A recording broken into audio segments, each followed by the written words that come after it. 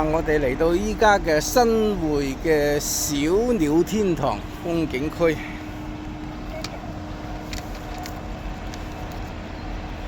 小鳥天堂係我哋江門新會市嘅4A 級嘅風景區。我哋首先第一時間要去喺洗手間先，睇有冇殘疾人洗手間或者方唔方便先。呢個都係我哋嘅規矩啊！去到邊度我哋都第一時間要檢查有冇方便殘疾人嘅洗手間，因為殘疾人出嚟旅遊呢，就係最怕呢就洗手間唔方便咯。我哋先睇下先。呢個係無障礙設施嘅洗手間，哇，相當好啊！係啊，有啊 ，OK， 咁我哋就唔入去啦，因為暫時未需要。好嘅，小鳥天堂據講呢就係呢度呢係有一棵榕樹啊，在一個灘塗呢就係積成嘅沙丘上邊吧，個小沙丘嗰度呢，有啲雀仔可能擔咗一棵松樹嘅種子落嚟，就喺個灘塗嗰度呢，棵榕樹呢就生長起嚟。生長起嚟之後呢，就可以咁講，榕樹嘅生命力係非常之強啊！就係一樹成林，呢啲就係榕樹啦。但係嗰棵榕樹比較特別之處呢，就係佢一棵樹佢長得非常之大，最後嚟講呢，就成咗咩呢？成咗一個好大嘅，好似小島咁樣嘅風景區啊！啲料咧就喺嗰度嚟講咧，就係棲息好啦，我哋現在先去揾售票地方先，或者係食城去入門嗰度，因為殘疾人嚟講咧，應該係免費嘅。呢度咧搞得幾好，現在我好耐都未嚟過啦，真係有成10幾20年啦，未嚟過。整得比以前仲靚。啱有啲學生嚟呢度旅遊，我哋先去揾風景區先，應該入口先嗬。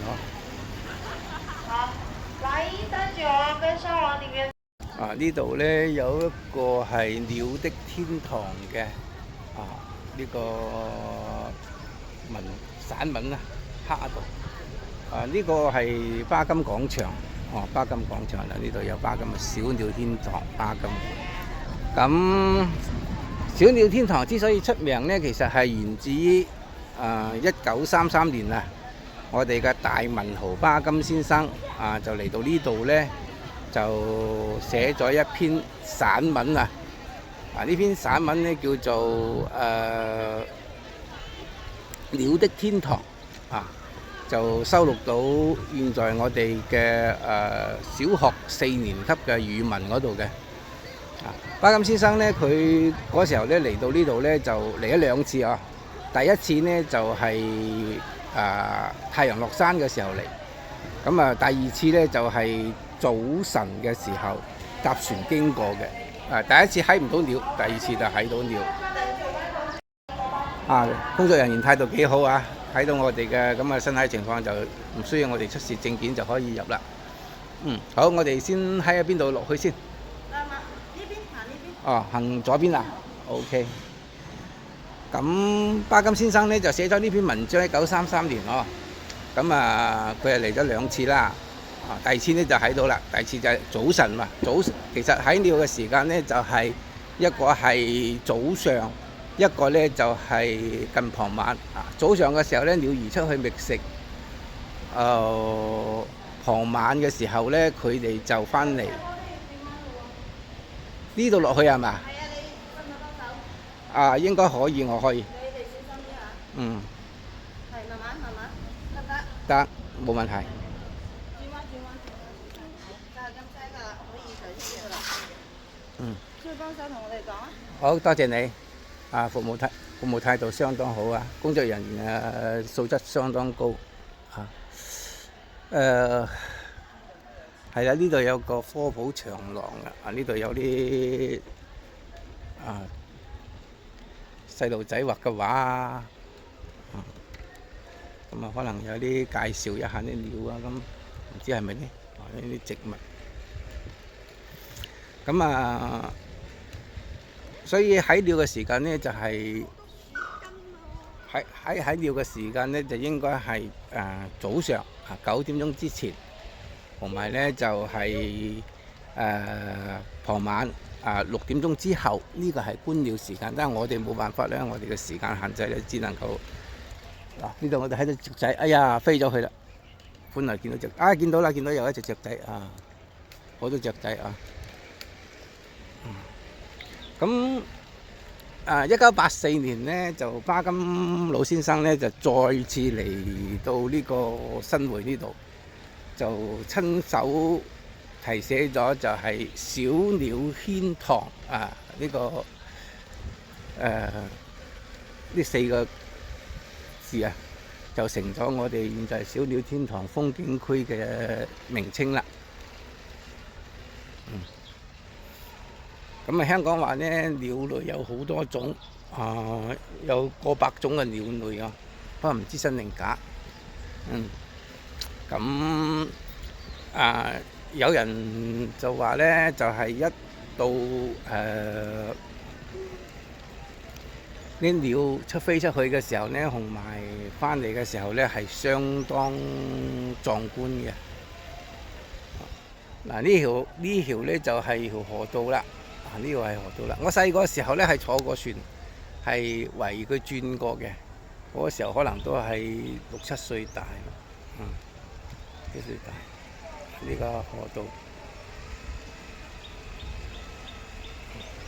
以前我記得呢係轉一個圈嘅，就係冇橋嘅，但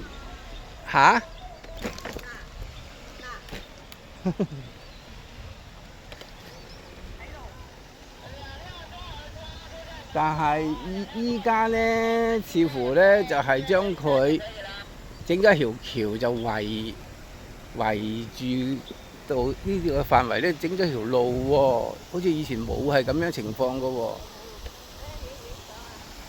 好，我哋影張相先。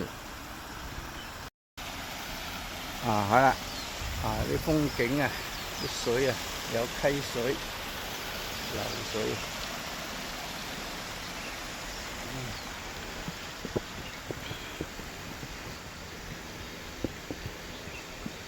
應該係啦，應該咧就係原來呢度入邊咧係一個灘塗嚟嘅。咁嚟講咧就係所有入邊咧都係樹嘅。咁可能嚟講咧就後來咧就係整咗開發之後咧，就將入邊咧就剷咗佢，整咗佢呢度咧就係可以用遊人入呢度玩嘅地方。其實外邊嗰條河咧，嗰條闊身嘅河咧，先至係一個圍住佢轉。當時巴金先生咧，佢哋嚟嘅時候咧，都係咁樣嘅哦，就係佢坐船，朋友介紹佢坐船，然後圍住呢個榕樹啊，轉一個圈咁樣嘅。我細個時候都係咁樣嗰時候都還係啲舢板啊，船仔舢板啊。咁現在咧就旅遊區嘛，就將入邊啲嘢全部啲樹可能又剷咗佢啦，咁然後就開晒路啊，咁等啲人可以登島，可以登島旅遊啦。以前係嘅，好似個小島咁樣嘅。係好茂密嘅榕樹啊！其實佢唔係有好多棵榕樹，其實係一棵榕樹有人話2棵，有人話1棵。咁嚟講咧，就係佢啲其他嘅咧，都係嗰啲紙巾嗰啲紙巾咧，去繁衍出嚟嘅。榕樹係在我哋廣東嚟講咧，係好常見嘅嗰個植物嚟嘅。好常見嘅植物好多洗手間而且好方便整得好靚添嘛！呢度有一個洗手間。好有特色，好有嗰啲南派嘅特色好靚。咁啊，我哋度度都有榕樹嘅。榕樹嚟講咧，就好多鬚啦。啊，啲鬚其實抌落嚟嘅時候咧，就會佢又會扎根響下邊啦。然後咧，跟住又會繼續生嗰啲枝節出嚟嘅啦。嗱，呢度有坐船嘅。啊，呢個碼頭我哋去個渡口嗰度睇下。以前咧就係舢板。啊，舢板嚟講咧係撐嘅。啊，依家唔係啦。嗱，依家係嗰啲大篷船啦。大篷船咧就會讓我哋咧失去咗好多個趣味。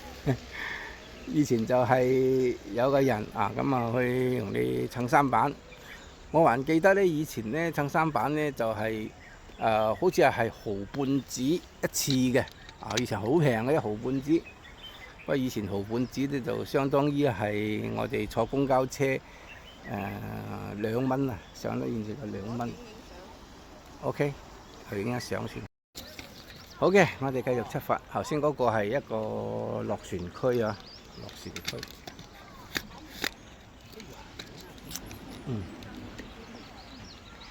好啦，我哋繼續行啦繼續去行去其他地方去玩下。呢度咧其實係屬於新會嘅天馬啊。天馬嚟講咧，有一個好著名嘅傳說。嗰個咩係傳說係話咧，就係有一座山啊，其實有座山啊。咁啊，有隻馬咧就飛過嚟，就化咗座山。我哋就叫個山咧就好似馬咁樣，就叫天馬，就咁樣嚟嘅。咁我哋呢度咧就好多嘅天馬嗰度咧有一個好著名嘅亦都係消費區嘅購物區吧。就係叫做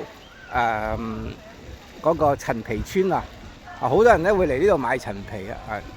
第日有機會帶大家去睇下陳皮村啊！呢度有個小鳥體驗館啊，可能係可以入去即係睇下嘢啩。我哋入去睇下呢個體驗館咯。哇！呢度好多哇！係介紹嚟㗎哦。上唔到啊！謝謝啊，謝謝你們。嗱，好有特色啊！呢啲咁嘅。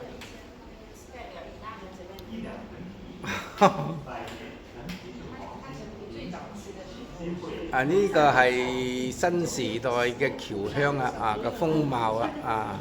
新時代嘅僑鄉風貌都幾有特色。呢度就係介紹啦介紹新會嘅嗰個發展啦。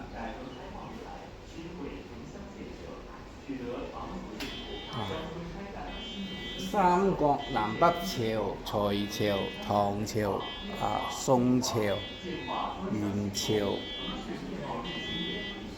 明朝、清朝。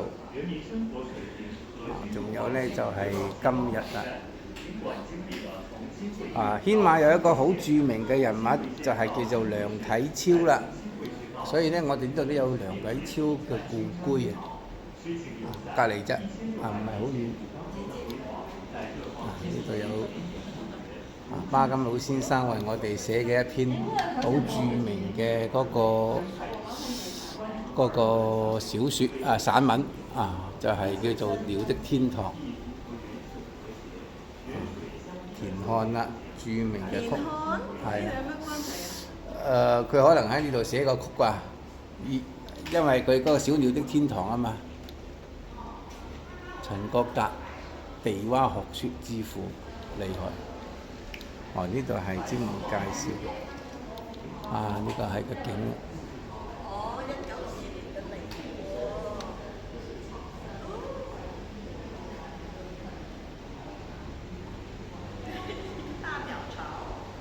呢個就係以嗰個榕樹為背景構思嘅一個鳥巢，影咗啦。有艘船啦，呢度入邊係艘船嚟㗎，係艘船嚟嘅。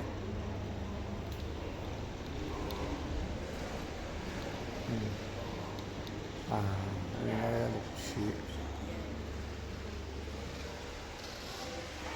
哦，呢啲就輕音嘅，可能係即係伸個喉落去咧，就可以聽到啲聲音啩。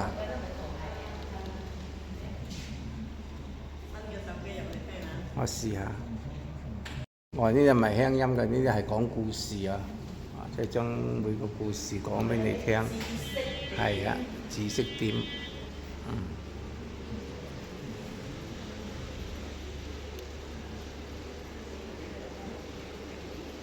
即係隨住呢個城市化建設咧，我哋好多個森林咧都係在消失啦啊！好少睇到好多個綠色嘅嘢啊！大面積嘅石屎化導致咗咧，我哋依家個空氣啊、環境啊都出現咗好多嘅變化啊！疾病咧亦都會多好多。呢個係種子啊，種子排序，好有意思嘅。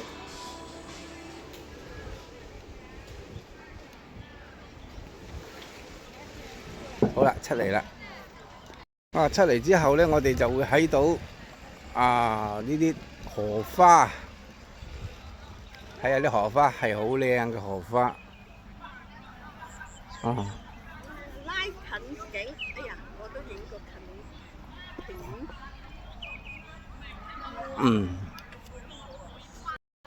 睇到雀仔嘛？呢啲雀仔啦，小鳥。不過咧，似乎可能係因為啲樹唔夠大棵，咁而且咧人比較多咧，會影響咗嗰個小鳥嘅棲息。以前咧，我記得嗰時候咧係棵樹好大棵嘅，咁周圍咧啲小鳥咧就係會棲息喺嗰棵樹嘅嗰度。入邊嚟講係冇人噶嘛，依家唔係啊，依家嚟講就將個島開發咗，結果啲人來人往。依家都聽到嗰啲人咧喺度旅遊啊、觀光啊、會講嘢啊，咁嚟講個聲音大咧，都會影響到啲小鳥咧，佢哋會嘅有即係影響到佢哋咯。呢樣嘢就使到啲小鳥咧冇辦法有一個好嘅棲息環境。呢個係一個好唔理想嘅。一些自然災害等等。所以說當時是從江西那邊來了一個算命先生，說是什麼呢？說這邊有一個河。當我哋開發旅遊嘅時候咧，亦都要有一個有一個咩咧，就係要保護環境咯。唔能夠因為開發旅遊我哋就破壞咗嗰啲自然嘅景觀，影響咗其他嘅生物人咁樣都唔好，我覺得。雖然可能有時候咧，去到一啲環境咧係會係破舊啲或者嚟講係冇咁現代化、冇咁方便，但係卻能夠帶俾環境呢一個好嘅自然保育，呢個我覺得係好緊要嘅。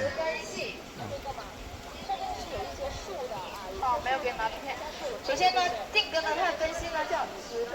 可能係嗰度先係嗰棵樹啦嗰度。有一個主根和側根，主根可以看到這個根是比較突出的，而它的側根呢是而且去旅遊嘅時候咧，我哋盡可能咧要保持嗰個聲音嘅嗰個亮度唔好咧就係干擾咗，特別係雀仔嚟講呢，對聲音嚟講係相當敏感嘅。大聲講嘢嚟講咧，會令到佢哋嚟講咧受到你嘅聲音噪音嘅影響咧，就會干擾咗佢哋嘅休息，甚至乎干擾咗佢哋生活。有3隻小鳥。喂。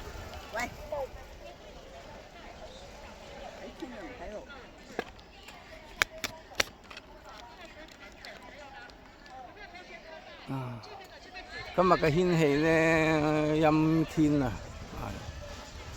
似話一陣有雷陣雨，但係就有風咯。天氣都幾悶熱嘅。總嘅嚟講咧，都還可以啦，冇話在太陽暴曬之下。如果太陽暴曬之下咧，就會幾辛苦啦。好啦，呢度又去咗一個比較幽靜嘅環境。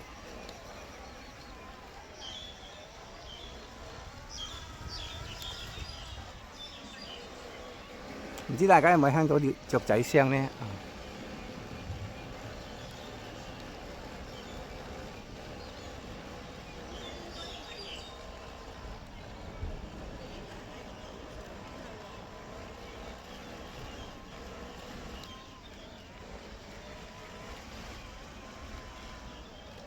都幾舒服嘅呢個環境啊！特別入咗嚟呢個比較幽靜嘅環境嘅時候呢，係好舒服嘅，好涼爽啦。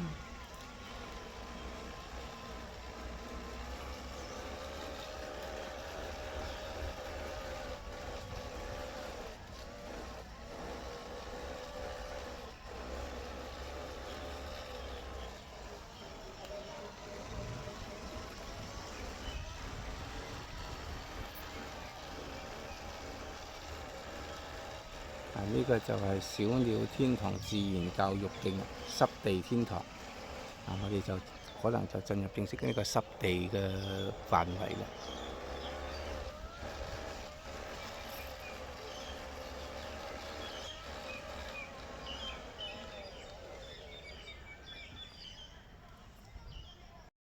呢度啲植物呢都好多種類好多種類嘅植物。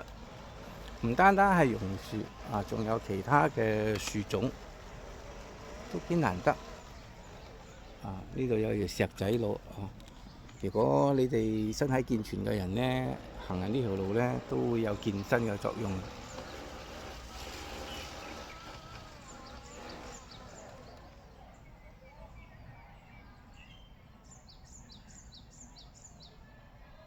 應該聽到雀仔聲啦。我停咗部車。你哋就聽到啦雀仔嘅聲音啦。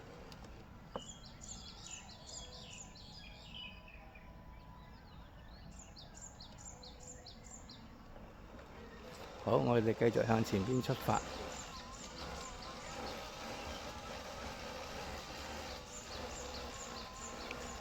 以榕樹為主，以榕樹為主。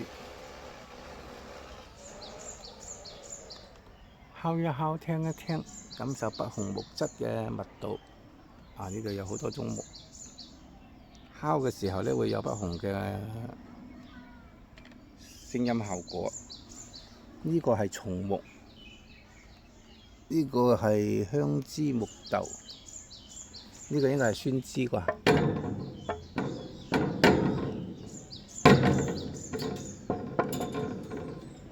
我哋嚟敲下先得。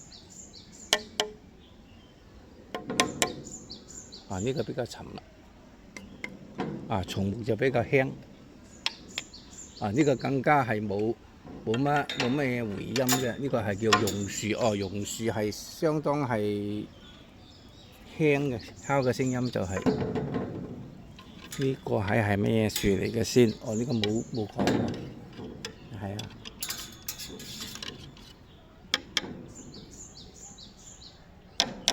係一個風車木。風車木口好響，呢個係乜嘢咧？冇講。好，我哋繼續向前行。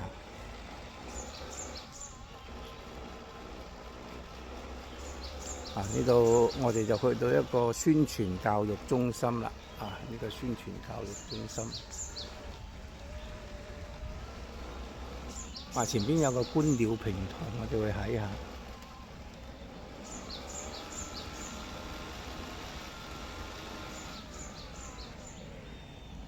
呢一種叫做黃金香柳木，好多個木種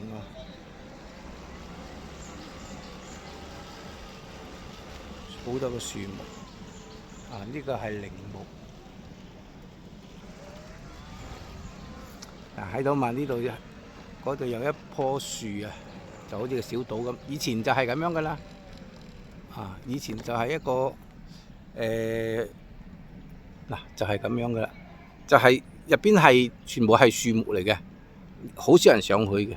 然後咧就圍住呢個河咧條河咧圍住佢，咁我哋就圍住佢轉嘅。不過現在嚟講咧，好似就係開發咗啦，咁比較大啦。呢度有個宣教平台，生物實驗基地。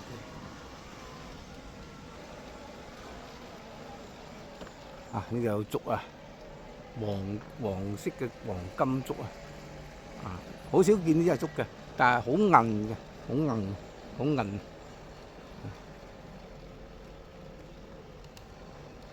呢個自然教育基地。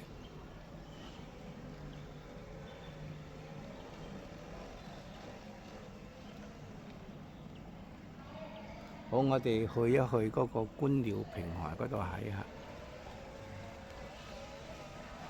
睇下有冇雀仔先咯。不過依家嘅呢個時間咧都可能冇因為該覓食嘅雀仔都出咗去啦。嗰啲覓食完咗之後翻嚟嘅雀仔還未翻。呢啲建築都好舊㗎啦，有到成六七十年代嘅建築。呢一個就比較新。好啦，呢個就係話有個叫觀鳥平台，我哋嚟睇下呢個觀鳥平台。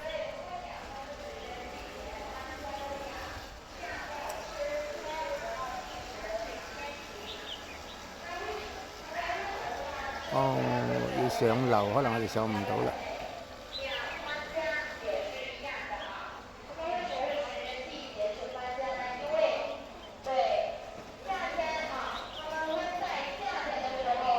有電梯。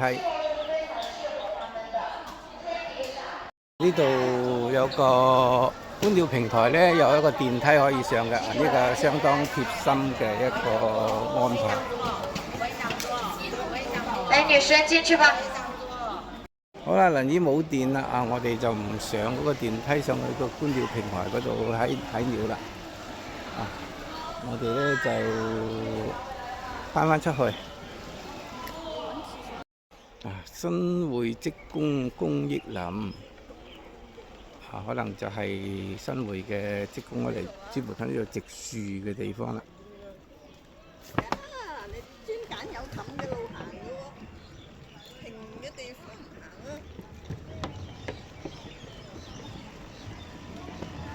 行啊。係啊，呢度全部都係佢哋自己植樹嘅嗰個地方嚟嘅。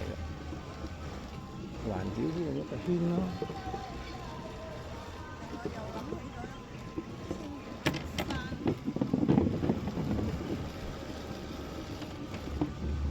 但係好似啲樹唔係好多。呢度係沼澤嚟嘅應該。係啊，以前係沼澤嚟嘅。你睇啲荷花啲荷葉啊，但係就未有荷花。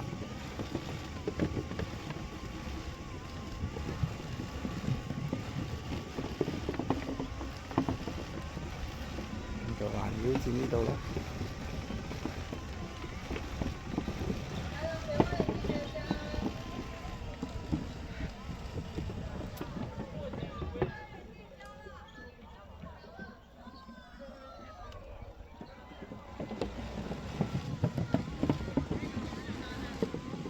呢度就係先至係觀鳥台啦。上去嘅時候咧就可以睇鳥啊。登高望鳥。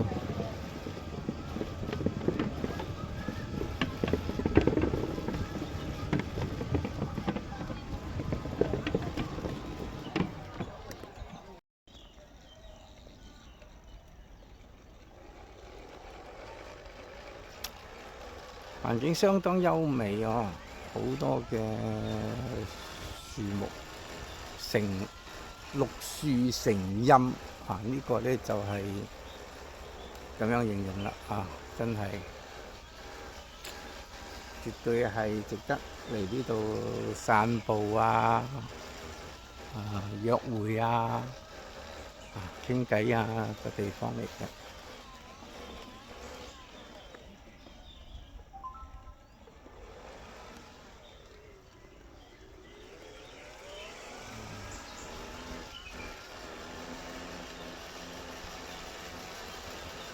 呢個係我哋頭先嚟嘅方向，還是係？